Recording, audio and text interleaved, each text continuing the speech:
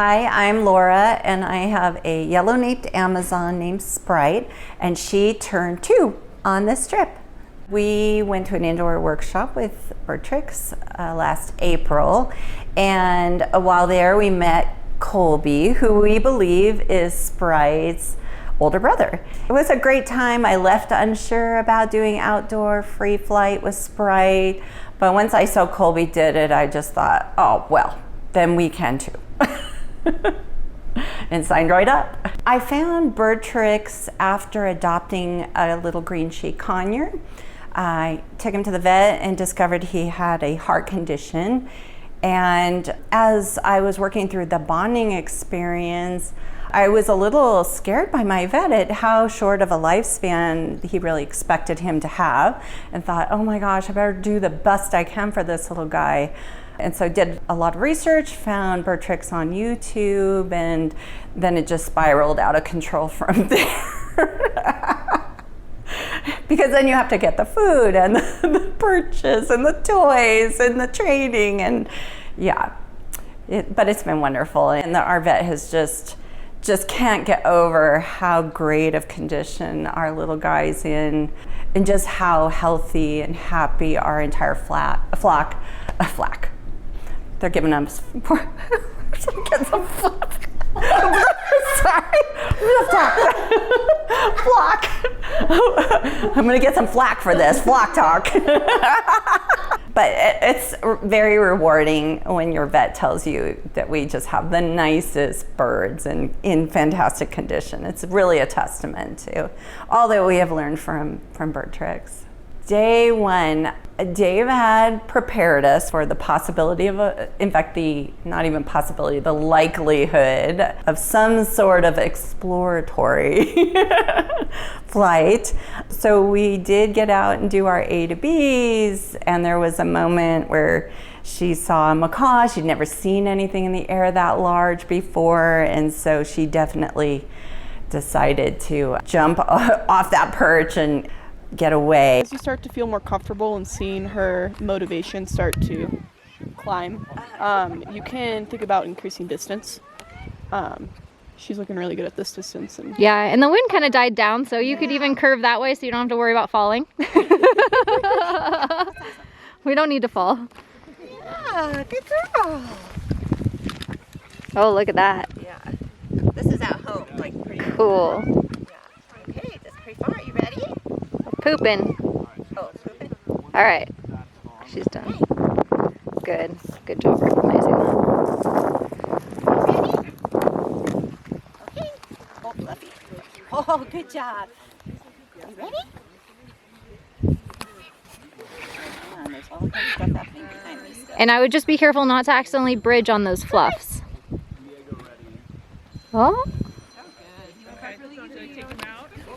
And I would just fight for his attention again. Okay, maybe move close because we have an exploratory going on. Yeah. Move close, Laura. Laura. I got eyes. Eyes on Sprite.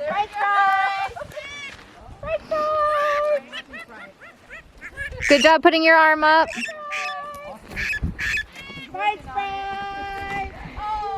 Eleanor, head over there. Run. Laura, stay. It's okay. You can walk, Laura. She's gone down. But she was recoverable. I was not too concerned. I felt like we were in that position of failing safely, as Dave likes to say, and we did indeed get her back. So we moved Sprite down the road. She was doing great. She had fewer distractions, and her motivation seemed really there for good flights. But I think what happened was we had a big macaw, which she has never seen before, do an exploratory, and that I think was a bit much for her. And so off to the mountain she went. And then, of course, we got up there. She was exhausted, and we did get her back, but trying to scramble down the mountain, she took off again. And so anyway, we took our track back up, got her in there, and safely down the mountain, thanks to Eleanor.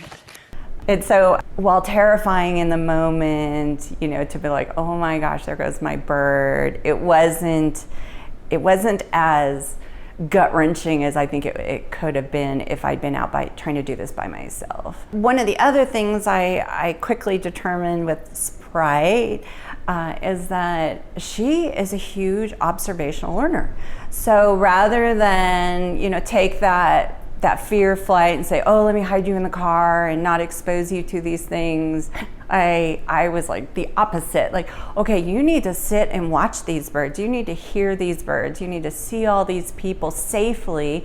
So I left her in the backpack, but positioned her so she was able to watch the macaws and yet still feel secure and get used to having so many people around. And I think that was transformative. And I'm sure every bird is different, but it has made a huge difference in just her experience. I feel like she's flying for joy now. I think there's a huge Amazon FOMO happening in our favor. Working with the BirdTricks team was so inclusive, maybe is a good word for it. I never felt like, oh, I didn't work with you, so I can't talk to you. I mean, everyone was just really wanting us to succeed. They wanted Sprite to have a good experience, me to have a good experience. And so I'd never met Landon before, and she was just so open. And Eleanor's been wonderful, and Kim, of course, and obviously you too are amazing. But sometimes as a new student coming in, you feel a little bit like you're the outsider, but walking into your team, I feel like your team really tried to immediately welcome us into the group. And that was, it's a little scary to come out with your bird for the first time. And so as a trainer, just having that level of support, no matter if I've talked to you before or not, is just amazing. About a month before the trip, we did actually take Sprite to the vet. Our vet is wonderful. And he was able to clamp on a tail mount. And we were very excited about that. She handled that whole process, wonderfully. She was not overly stressed. And so we were so optimistic. I really, really wanted to use telemetry on her.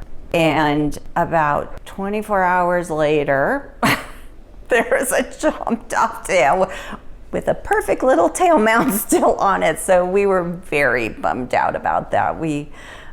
Both my husband and I really had to think about, are we going outside without any sort of telemetry on this bird? And decided, all right, well, we just doubled down on training. There were really some beautiful flyers, but the flights that stand out to me were Maya, which is black cockatoo. When she took off and did an exploratory early, it was almost like watching a predator bird circle around us. She was dark against the morning sky. My other favorite, of course, is watching Steven the hyacinth. He was flying with us today, and he's just so big and soaring, and you just can't help but be in awe of watching him when he's up. I feel like our challenge with the medium-sized birds are that we cannot fly all the fun locations that the larger birds are flying. We're definitely more sensitive to the winds, and we have to be just extra careful about looking for predators. So I think you just have to be more cautious when you're flying a medium-sized bird. Not to say that you don't have to be cautious flying your macaws, obviously, but they definitely do not have the strength and the size to often handle some of the more challenging locations. My limited observation.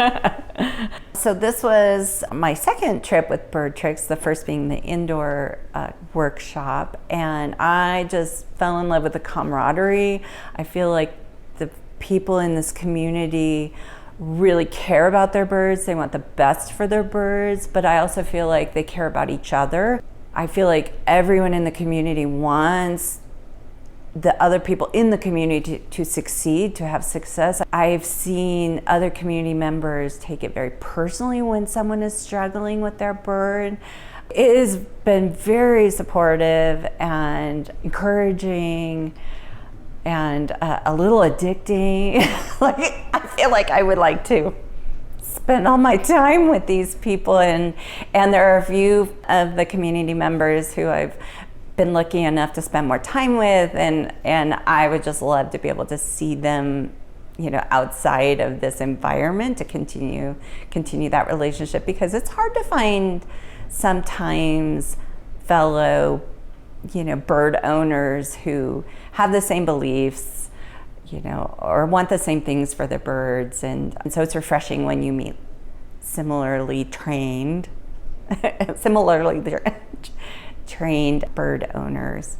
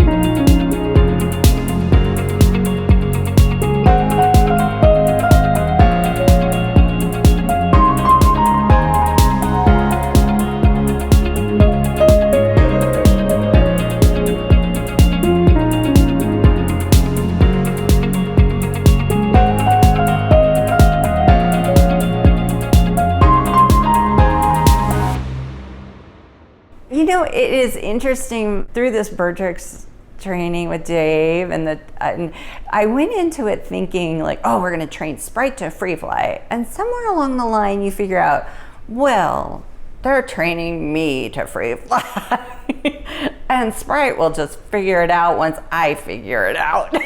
So I feel like making that realization, I hope that I've not projected too much onto Sprite. I know I did in the beginning. I'm not sure who I'll come back with next time.